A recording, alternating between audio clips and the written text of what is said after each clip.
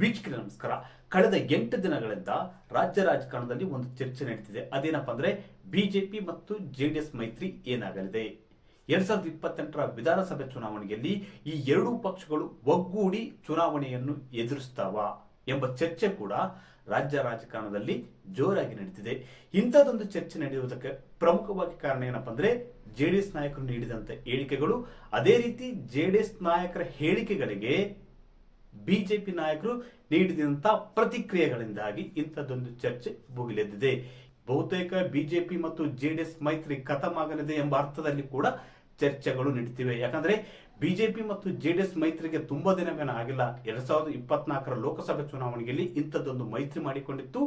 ಈ ಮೈತ್ರಿಯಿಂದಾಗಿ ಲೋಕಸಭೆ ಚುನಾವಣೆಯಲ್ಲಿ ಎನ್ಡಿಎ ಮೈತ್ರಿಕೂಟ 19 ಸ್ಥಾನಗಳನ್ನು ಗೆದ್ದಿತ್ತು. 17 ಬಿಜೆಪಿ, 2 ಜೆಡಿಎಸ್ ಸ್ಥಾನಗಳನ್ನು ತನ್ನದಾಗಿಸಿಕೊಂಡು ಈ ಮೂಲಕ ಆಡಳಿತಾರೂಢ ಕಾಂಗ್ರೆಸ್ ಪಕ್ಷದ ವಿರುದ್ಧ ಅತಿ ಹೆಚ್ಚಿನ ಸಂಖ್ಯೆ ಗೆಲ್ಲುವಲ್ಲಿ ಈ ಮೈತ್ರಿಕೂಟ ಯಶಸ್ವಿಯಾಗಿತ್ತು. ಎಲ್ಲದರ ಹೊರತಾಗಿ ಗುರುವಾರ ನಡೆದಂತಹ ಬಿಜೆಪಿ ಕಾರ್ಯಕಾರಿಣಿ ಸಭೆಯಲ್ಲಿ ಮೈತ್ರಿ ಕುರಿತು ಬಿಜೆಪಿ ನಾಯಕರು ಸ್ಪಷ್ಟ ಸಂದೇಶ ನೀಡಿದ್ದಾರೆ. ಅದರಲ್ಲಿ ವಿಶೇಷವಾಗಿ ರಾಜ್ಯ ಉಸ್ತುವಾರಿಯಾಗಿರ್ತಕ್ಕಂಥ ರಾಧಾ ಮೋಹನ್ ದಾಸ್ ಅಗರ್ವಾಲ್ ಅವರು ಹಾಗೆ ಮಾಜಿ ಮುಖ್ಯಮಂತ್ರಿಗಳಾಗಿರುವ BS ಯಡಿಯೂರಪ್ಪನವರು ನೇರ ಸಂದೇಶ ಕಳಿಸಿದ್ದಾರೆ. ಅದು ಮೈತ್ರಿ ವಿಚಾರದಲ್ಲಿ. ಹಾಗಾದ್ರೆ 2028ರ ವಿಧಾನಸಭೆ ಚುನಾವಣೆಯಲ್ಲಿ ಮೈತ್ರಿ ಮುಂದುವರಿಯುತ್ತಾ? BS ಯಡಿಯೂರಪ್ಪ ಅವರು ನೀಡಿದ ಸಂದೇಶವಾದರೂ ಏನೋ? ವೀಕ್ಷಕರೇ, ಗುರುವಾರ ನಡೆದಂತಹ ಬಿಜೆಪಿ ಕಾರ್ಯಕಾರಿಣಿ ಸಭೆಯಲ್ಲಿ ತುಂಬಾ ಗಮನ ಸೆಳೆದಿತ್ತು ಅದು ಯಡಿಯೂರಪ್ಪನವರ ಭಾಷಣ. ಈ ಭಾಷಣದಲ್ಲಿ ಯಡಿಯೂರಪ್ಪ ಅವರು ಹೇಳ್ತಾರೆ, ಈಗ 85 ವರ್ಷ, ಇನ್ನು 5 ವರ್ಷಗಳ ಕಾಲ ನಾನು ರಾಜಕಾರಣ ಮಾಡ್ತೀನಿ, ನೀವೆಲ್ಲಿಗೆ ಕರಿತೀರಿ ಅಲ್ಲಿಗೆ ಬಂದು ಪಕ್ಷ ಸಂಘಟನೆಯನ್ನು ಮಾಡ್ತೀನಿ ಅಂತ ಹೇಳುವ ಮೂಲಕ ಬಿಜೆಪಿ ಕಾರ್ಯಕರ್ತರಲ್ಲಿ, ನಾಯಕರಲ್ಲಿ, ಮುಖಂಡರಲ್ಲಿ ಒಂದು ಉತ್ಸಾಹ, ಪ್ರೋತ್ಸಾಹದ ಮಾತುಗಳನ್ನು ಆಡುವ ಮೂಲಕ 2028ರ ವಿಧಾನಸಭೆ ಚುನಾವಣೆಯಲ್ಲಿ ಬಿಜೆಪಿಯನ್ನು ಅಧಿಕಾರಕ್ಕೆ ತರುವುದಕ್ಕೆ ನಾನು ಬದ್ಧವಾಗಿದ್ದೇನೆ, ನೀವು ಕೂಡ ರೆಡಿಯಾಗಿ ಎಂಬ ಸಂದೇಶವನ್ನು ನೀಡಿದರು. ಅಷ್ಟೇ ಅಲ್ಲ, ಮಾತುಗಳನ್ನು ಮುಂದುವರಿಸುತ್ತಾ ಅವರು ಒಂದು ಸೂಚ್ಯವಾಗಿ ಒಂದು ಮಾತು ಹೇಳ್ತಾರೆ. 2028ರ ಚುನಾವಣೆಯಲ್ಲಿ ಅಂದ್ರೆ ಮುಂದಿನ ವಿಧಾನಸಭೆ ಚುನಾವಣೆಯಲ್ಲಿ ಬಿಜೆಪಿ ಸ್ವಂತ ಬಲದ ಮೇಲೆ ಗೆಲ್ಲಲಿದೆ ಎಂಬ ಹೇಳಿಕೆಯನ್ನು ನೀಡಿದರು. ಈ ಹೇಳಿಕೆ ಇದೆಯಲ್ಲ, ಮಾಜಿ ಮುಖ್ಯಮಂತ್ರಿಗಳಾಗಿರುವ BS ಯಡಿಯೂರಪ್ಪ ಅವರು ನೀಡಿದಂತ ಈ ಹೇಳಿಕೆ ಸಾಮಾನ್ಯವಾದುದೇನಲ್ಲ.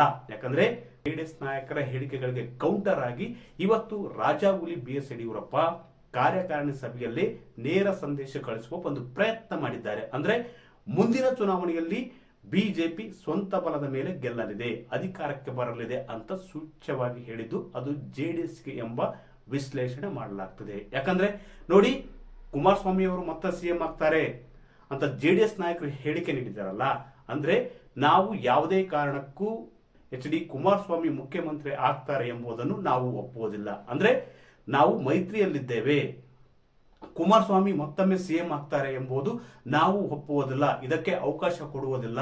ನಮ್ಮದು ರಾಷ್ಟ್ರೀಯ ಪಕ್ಷವಾಗಿದೆ, ಅತಿ ದೊಡ್ಡ ಪಕ್ಷ ನಮ್ದು, ಕೇಂದ್ರದಲ್ಲಿ ಕಳೆದ 12 ವರ್ಷಗಳಿಂದ ಅಧಿಕಾರದಲ್ಲಿದ್ದೀವಿ ಎಂಬ ಅರ್ಥದಲ್ಲಿ ಮಾಜಿ CM BS ಯಡಿಯೂರಪ್ಪ ಹೇಳಿದ್ದಾರೆ. ಅಂದ್ರೆ ನೀವು ಕುಮಾರಸ್ವಾಮಿ ಮತ್ತೆ CM ಆಗ್ತಾರೆ ಅಂತ ಹೇಳಿಕೆ ನೀಡಿದಾರಲ್ಲ, ಇದನ್ನು ನಾವು ಒಪ್ಪುವುದಿಲ್ಲ. ಬಿಜೆಪಿ ಮತ್ತು ಜೆಡಿಎಸ್ ಮೈತ್ರಿಯಲ್ಲಿವೆ, ಇಂಥದ್ದೊಂದು ಹೇಳಿಕೆ ನೀಡುವ ಮುನ್ನ ನೀವು ಯೋಚನೆ ಮಾಡಬೇಕು ಎಂಬ ಅರ್ಥದಲ್ಲಿ ಸೂಚ್ಯವಾಗಿ BS ಯಡಿಯೂರಪ್ಪ ಅವರು ಜೆಡಿಎಸ್ ನಾಯಕರಿಗೆ ಸಂದೇಶ ಕಳಿಸಿದ್ದಾರೆ. ಅಂದ್ರೆ ನೀವು ಪದೇ ಪದೇ ಇಂಥ ಹೇಳಿಕೆ ನೀಡುತ್ತಿದ್ರೆ ನಮಗೆ ನಿಮ್ಮ ಮೈತ್ರಿ ಬೇಕಾಗುವುದಿಲ್ಲ ಎಂಬ ಅರ್ಥದಲ್ಲಿ ಮಾತನಾಡಿದ್ದಾರೆ ಅಂತ ವಿಶ್ಲೇಷಣೆ ಮಾಡಲಾಗ್ತದೆ. ನೋಡಿ, ಮೈತ್ರಿಕೂಟದ CM ಅನ್ನು ರಾಜ್ಯದಲ್ಲಿ ಕುಳಿತು ನಿರ್ಧಾರ ಮಾಡೋಕ್ಕಾಗೋದಿಲ್ಲ, ಅದೇನಿದ್ರು ಹೈಕಮಾಂಡ್ ನಾಯಕರ ತೀರ್ಮಾನವಾಗಿರುತ್ತೆ.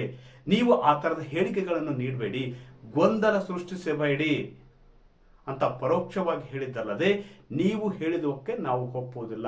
ಹೀಗಾಗಿ ಬಿಜೆಪಿ ಒಂದು ರಾಷ್ಟ್ರೀಯ ಪಕ್ಷ, ಮುಂದಿನ ದಿನಗಳಲ್ಲಿ ಮತ್ತು ಭವಿಷ್ಯದಲ್ಲಿ ನಡೆಯುವಂತ ವಿಧಾನಸಭೆ ಚುನಾವಣೆಯಲ್ಲಿ ಸ್ವಂತ ಬಲದ ಮೇಲೆ ಅಧಿಕಾರ ಹಿಡಿಯಲಿದೆ ಅಂತ ಹೇಳುವ ಮೂಲಕ ಜೆಡಿಎಸ್ ನಾಯಕರಿಗೆ ತಿರುಗೇಟನ್ನು ಕೊಟ್ಟಿದ್ದಾರೆ. ಅಷ್ಟೇ ಅಲ್ಲ, ನೀವು ಪದೇ ಪದೇ ಇಂಥ ಹೇಳಿಕೆಗಳನ್ನು ನೀಡ್ತಾ ಇದ್ರೆ ಮುಂದಿನ ದಿನಗಳಲ್ಲಿ ಮೈತ್ರಿಗೂ ಕೂಡ ಕಂಟಕ ಎದುರಾಗಬಹುದು ಎಂಬ ಸಂದೇಶವನ್ನು ಮಾಜಿ CM ಆಗಿರ್ತಕ್ಕಂಥ BS ಯಡಿಯೂರಪ್ಪ ಅವರು ಕಾರ್ಯಕಾರಿಣಿ ಸಭೆಯಲ್ಲಿ ಭಾಷಣದ ಮೂಲಕ ನೀಡಿದ್ದಾರೆ ಅಂತ ವಿಶ್ಲೇಷಣೆ ಮಾಡಲಾಗ್ತದೆ.